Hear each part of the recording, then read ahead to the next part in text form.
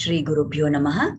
Namaskar to everybody and thank you for joining in to today's satsang. So today we will see one or two stories which tell us about how the Lord's name protects us and how it takes care of us. The Lord will always take care of us. And if we keep chanting his name, even if we don't have a lot of faith, then he will still take care of us and protect us. Just the mere act of chanting the Lord's name is enough for him to take our side and to take care of us. So this is a story where there was a poor farmer once, and somebody had told him, maybe he had heard it in some pravachan or in some satsang. Somebody had told him that you must keep chanting the Lord's name at all times. So he didn't know any elaborate way of saying the mantra or anything like that. He just used to keep saying Krishna, Krishna, Krishna all the time, because that is what he had been advised. Now, it is not as if he had any particular devotion or bhakti towards God. It is just that he had made a habit of chanting it. So quite mechanically, when he was doing all his other work, then at that time he would keep chanting Krishna, Krishna. Now, once what happened is there was a famine that struck that place. So he's a farmer. So when there is no rainfall, there is no water, then he can't grow his crops. So naturally, no food to eat. This situation went on for quite some time. He managed for a little while by begging from others, taking help from other people, and then, asking others to give him some food and all that. But soon it reached to a very bad situation and he was like totally desperate now what to do next. So as is the practice, when many times when we don't know what to do, we want to find out what the future holds in store for us. Then we go and seek help from an astrologer. So the farmer did the same thing. He went to meet an astrologer who was very famous, and it was said that this astrologer can very accurately predict all that is going to happen. So this farmer went to that astrologer to find out, okay, let us see what the thing is there for me in store. Now he went to the astrologer. Astrologer looked at, created his chart and everything, and asked him a lot of questions and all that, did all his calculations, and then he made a very peculiar kind of face, and he said, okay, we'll see, you come back next week. That's what the astrologer told the farmer. So the farmer went away. Okay, he said, the astrologer has told me to come next week. So he went away. Now the next week the farmer returned. The minute he saw this farmer, the astrologer was totally shocked. And he said, how you have come here? So the farmer said, you told me to come here after 1 week. That is why I came back. So the astrologer said, tell me what all happened during the last week. So then this farmer narrates, the last time when he had come to meet the astrologer, as he was going back, there was a sudden, storm and a large downpour of rain. So he was caught in that rain and he didn't know what to do, and he looked around. There was an very old, dilapidated Krishna temple in a very poor condition, like it was almost ready to fall to pieces, but there was nothing else around. So he had to go and sit inside that temple, and he sat there to wait for the rain to stop so that then he can go home. Now, when he was sitting there, he was just looking around and he was saying, this is God's temple, Krishna's temple. It is supposed to be so nice, but see how this condition is. So sad to see it like this. And in his mind, he thought that when I get a lot of money, if the rain comes, now the rain has started coming, and if I'm able to do my farming well and all that, then I will be able to earn a lot of money. So with all that money, I will definitely do something to, improve this temple. I will renovate this temple. I will make it little more stronger than what it is now. I will do Kumbhabhisheka of this temple. That Kumbhabhisheka is the set of rituals that are carried out whenever they want to renovate and, improve upon the temple or add something into the temple. So he said, I will do all that when I get the money. Now what happened is, the minute he had this thought and all that, suddenly he heard a loud hissing noise. And he turned and he saw that somewhere around the top near the ceiling of the temple, there was a huge cobra. Now he was so scared seeing that cobra that he thought, oh, this snake is going to bite me and eat me up. So he ran outside the temple. Although it was raining very badly, he ran out of the temple because he wanted protection from the cobra. Now, no sooner he had stepped out of the temple and ran to stand under a tree, that temple just collapsed It was in a very bad condition with all the storm and all the rain and everything. That temple, everything, all the stones, all the roof, everything came tumbling down and the temple collapsed totally. If this farmer had been inside that temple, he would have surely died. But because he heard the cobra hissing and he ran out of the temple, he was saved.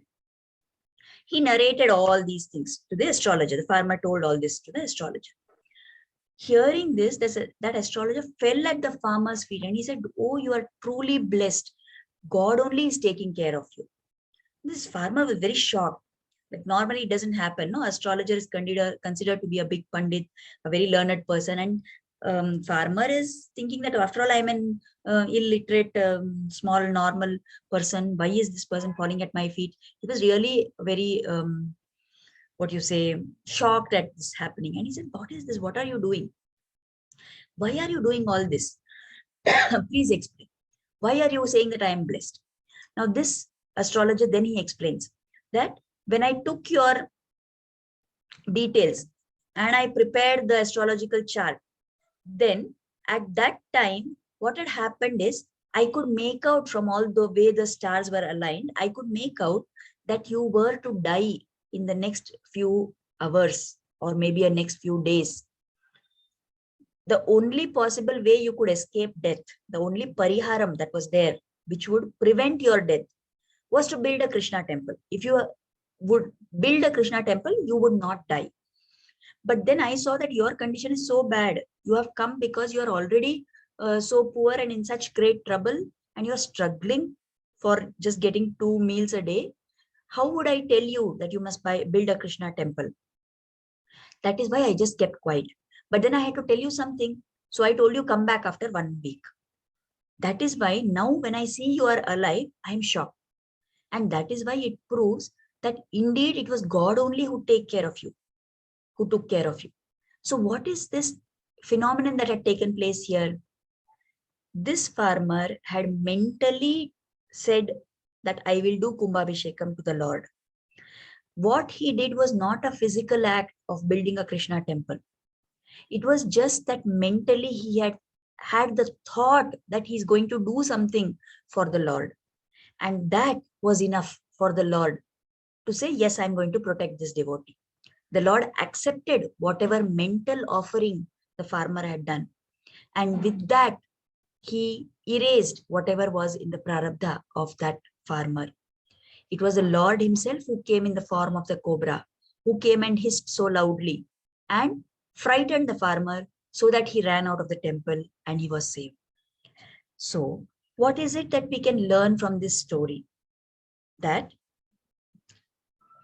even if we may not have devotion, but if we keep chanting God's name, definitely it protects us. You remember at the beginning itself, I said, this farmer did not have any particular bhakti. It is not as if he was all the time thinking of God and, steeped in devotion. It was not like that. It is just that mechanically he was keeping on saying Krishna's name.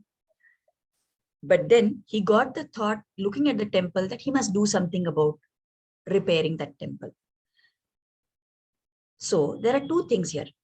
One is, without devotion also, when he was chanting, the Lord took care of him.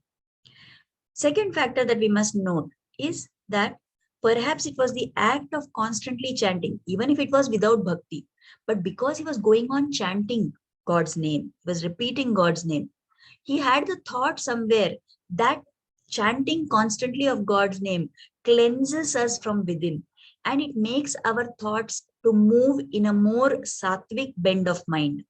So it was that probably because of the chanting, he had that, even that thought that I want to do Kumbhabhisheka of this temple, I want to repair and renovate this temple, could possibly have come because that God's name had worked some change within his mind.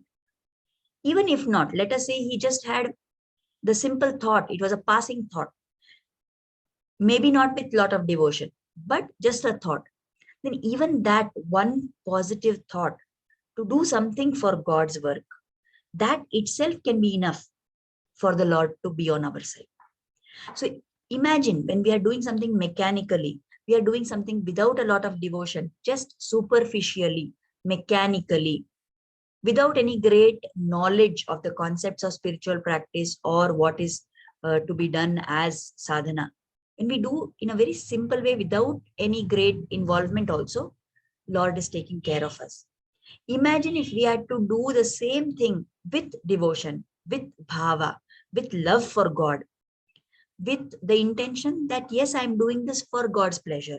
Yes, I'm doing this because I want to progress spiritually. If we do with that kind of a spirit, how much more we will be benefited, how much more God will take care of us, isn't it? The other thing we need to remember, there are so many things in this world that we think we have, in our hands. But the biggest weapon that we have with which we can uplift ourselves, the biggest plus point that we have, the biggest strength that we have is the Lord's name. It is remembering Him and chanting His name that is going to help us to move ahead on the spiritual path. So if we make chanting a habit, initially it may be very mechanical. Initially, we may not feel any taste in chanting. We may feel that, what is this? I'm not able to concentrate. My mind is going here and there. That's fine. We just need to keep doing it repeatedly. And gradually we will begin to have the bhava. It will develop in us by His grace only. And we will soon start noticing His hand, His presence in everything that happens in our life. We will notice His presence within us. It is not that when I start chanting, He's going to come and sit inside me. He's antaryami. He's there all the time. He's within us at all points of time. But we don't know that He's there. We don't build the awareness. We are not able to understand or remember that He's there within us. But if we keep on chanting, we will start noticing. And as we do more and more of Namasmaran, more and more of Japa, we will start finding that the way our life moves, the way things around us start falling into place, either things will get smoothened out for us, or we will be given the strength, we will develop the ability to bear whatever difficulties are there for us. So all this happens when we move further towards God and doing Namasmaran, doing chanting of His name constantly. Initially, maybe mechanically, gradually trying to build up the bhav. Doing all this only is going to take us ahead on the spiritual path. So that is what we must learn to remember. We must keep in our mind at all times. There is a shloka. I'm sorry, I've forgotten to put the reference here. This is from the Srimad Bhagavatam, from the 6th canto, in the 18th chapter, I think. There is a shloka which expresses this thought. Ajnanad athava jnanad uttama shloka Sankirtita magham pumso dahe dedho yatha nalaha. Just like the fire burns the grass which is dry to ashes, similarly, our papas are there. When we chant the holy name of the Lord, knowingly or unknowingly, with an intention that our papa should go, or just mechanically, whatever way it may be, the Lord's name will burn it to ashes without fail, so that all our papa karmas, all the reactions of our sins will all go away and we will get moksha. So this thought is what we have to hold on to. So whether we knowingly chant or unknowingly chant, we sit in one place, concentrate and chant, or we do it without any concentration with just a mechanical thing or without our knowledge. That is what will help us to move ahead. That is what we have to try and remember. So today we have a bhajan which will be sung by Usha with, I've completed what I had to say, the story and the shloka. So Usha, will you take over and sing the bhajan now? You're able to hear me, right? Yeah, we can.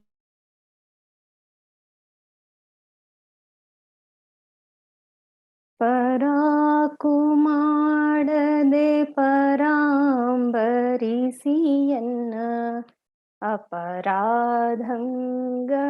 ಕ್ಷಮಿಸೋ. ಪರಾಕುಮಾಡದೆ ಪರಾಂಬರಿಸಿಯನ್ನ ಅಪರಾಧಗಳ ಕ್ಷಮಿಸೋ. ಪರಾಕುಮಾಡದೆ ಪರಾಂಬರಿಸಿಯನ್ನ ಅಪರಾಧಗಳ ಕ್ಷಮಿಸೋ. ಪರಾಕು ಮಾಡದೆ ಪರಾಂಬರಿಸಿಯನ್ನ ಅಪರಾಧಗಳ ಕ್ಷಮಿಸೋ. ಧರಾರಮಣ ಫಣಿ ಧರಾರ್ಚಿತ ಧರಾರಮಣ ಫಣಿ ಧರಾರ್ಚಿತ ಸುರಾಧಿಪತಿ ವಿಧಿ ಹರಾದಿ ವಂದಿತ ಅಪರಾಧಗಳ ಕ್ಷಮಿಸೋ. ಧರಾರಮಣ ಫಣಿ ಧರಾರ್ಚಿತ ಸುರಾಧಿಪತಿ ವಿಧಿ ಹರಾದಿ ವಂದಿತ ಅಪರಾಧಗಳ ಕ್ಷಮಿಸೋ. ಕರಿಯ ರಕ್ಷಿಸಿದ್ರೌಪದಿಯ ಮೋರೆ ಲಾಲಿಸಿ ಕರಿಯ ರಕ್ಷಿಸಿದ್ರೌಪದಿಯ ಮೋರೆ ಲಾಲಿಸಿ ತರಳಗೊಲಿದು ನೀ ಪೊರೆದೆ ದಯದಿ ತರಳಗೊಲಿದು ನೀ ಪೊರೆದೆ ದಯದಿ ಸಿರಿಯ ರಸ ನಿನ್ನ ಸರಿಯಾರು ಕಾಣೆ ಸಿರಿಯ ರಸ ನಿನ್ನ ಸರಿಯಾರು ಕಾಣೆ ಸಿರಿಯ ರಸ ನಿನ್ನ ಸರಿಯಾರು ಕಾಣೆ ಕರುಣಿಸಯ್ಯ ಶ್ರೀ ಪುರಂದರ ವಿಠಲ ಕರುಣಿಸಯ್ಯ ಶ್ರೀ ಪುರಂದರ ವಿಠಲ ಪುರಂದರ ವಿಠಲ ಪುರಂದರ ವಿಠಲ ಪುರಂದರ ವಿಠಲ ಅಪರಾಧಗಳ ಕ್ಷಮಿಸೋ. ಪರಾಕು ಮಾಡದೆ ಪರಾಂಬರಿಸಿಯನ್ನ ಅಪರಾಧಗಳ ಕ್ಷಮಿಸೋ. ಅಪರಾಧಗಳ ಕ್ಷಮಿಸೋ. ಅಪರಾಧಗಳ ಕ್ಷಮಿಸೋ.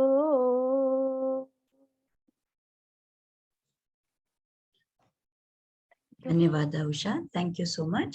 Very nice bhajan. We must remember that although we think that we are doing everything correctly, unknowingly there are so many aparadhas that we commit. So having the bhav that we are doing wrong, but God is there to correct us and to protect us and to forgive us, that will help us to move ahead. And it will help us to develop the sense of humility also, which is so important, as we have already seen in some previous session. Being humble is one of the key factors in the spiritual journey. Thank you, Usha. So now we have our little sadhak Sankirtana who wants to narrate a story. Are you ready, Sankirtana? Yes, ma'am. Okay. You can tell. You can start. You want to switch on your video? You can switch on. Yes. Once Vivekananda was passing one village to the other. He had to cross a river. So he was crossing the river sitting in the boat. And when suddenly he got out of the house, in his mind, Sri Ramakrishna Paramahamsa, his guru, told him to get out of the boat. So he got out of the boat. Then he came straight to Ramakrishna Paramahamsa. And in that time, Ramakrishna Paramahamsa told all of his shishyas who were in the boat that two got out of the boat, but no one moved in the boat. So all of them left their life in the water. When the boat sank to the river and get into the water. After Vivekananda came to Ramakrishna Paramahamsa, he told, why didn't tell all your shishyas? So Ramakrishna Paramahamsa told that I told them also, but they didn't listen. You are my first shishya and you will listen all which I tell, but they didn't listen to me, so that they left their life. Told Ramakrishna Paramahamsa. Thank you. From this story, we will learn that we should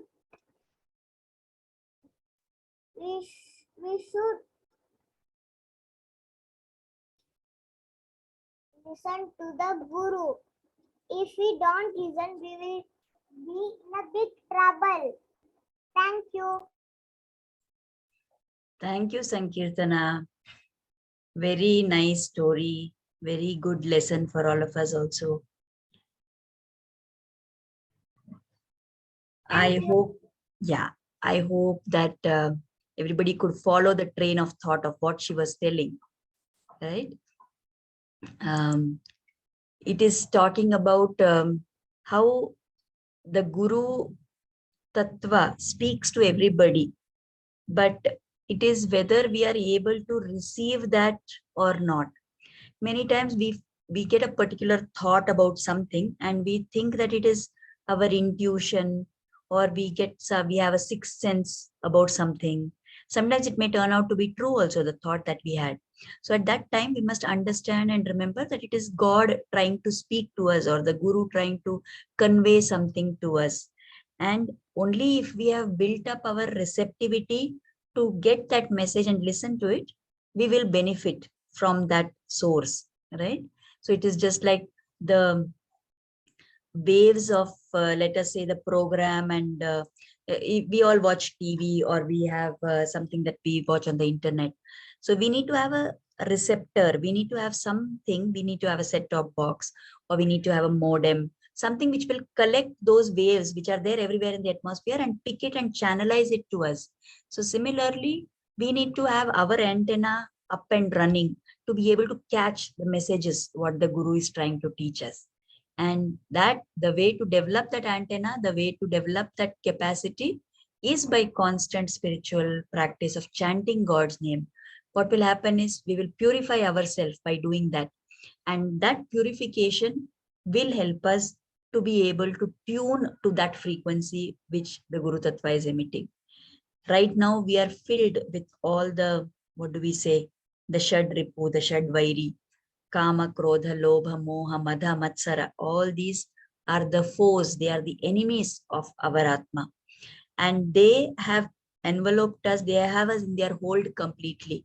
That is why we are not able to aspire to or to do anything higher than the promptings of our, mind at its most base level. But if we keep chanting God's name, if we keep doing Namajapa constantly, it does a Shuddhikarana, it does a purification process by which our whole Antakarana, our whole being will get purified, and that will make us, ready to receive whatever the Lord is going to give us. So we must make sure that we keep doing our spiritual practice. It is very difficult in the middle of all our daily routine, in the middle of all our hectic life. We think that we can't make time, but we must understand that this sadhana, this spiritual practice is the most constant thing, and that has to be our priority. If required, certain other things can take a back seat, but this, we must prioritize it and be constant in the sadhana that we are doing. Have a fixed routine for how much Nam Jap you are going to do, how much Prarthana you will do, how often you will offer Kritagnyata to the Lord. And by doing all this on a constant basis, we will purify ourselves faster. So I hope that whatever we talked about today, it has been relevant to all of us, and we can adopt some of the principles of that in our own sadhana. So thank you, Sankirtana. Thank you, Usha, for the wonderful contributions. Let us offer Kritagnyata now, and then we can have, if anybody has anything to say, we can take 5 minutes are there. So Kritagnyata, let us offer Kritagnyata, let us offer gratitude at the lotus feet of Sri Krishna and the Guru for inspiring us to start and to join this satsang. And let us pray that their blessings and grace are always showered on all of us. Namaskar. If there is anything that anybody wants to say or add, you are most welcome to do so.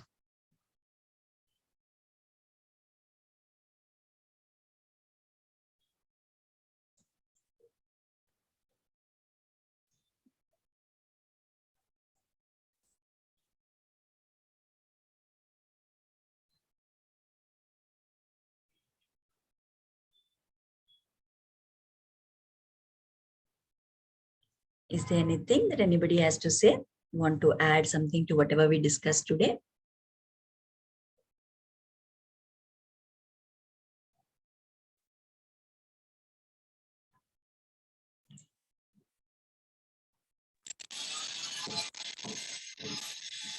Ma'am, thank you so much, ma'am. It was a wonderful session. Thanks a lot. Yeah, you're most welcome, Ranjini Aure. Okay, since we still have about 4 minutes left, I will narrate one more small story which is related to this point only. That once there was it's not a Shastric story, but it is an anecdote. There was one person who was always reading Bhagavad Gita and, chanting God's name and all that. And he was very old, and his grandson was there. His grandson used to keep seeing that his grandfather is doing all this. So he also wanted to do the same thing. So he kept trying to also chant God's name, and he also took that Bhagavad Gita book, and whatever little he could read, with this thing, he would try and read it. So, Ranjini Aure, your video is on.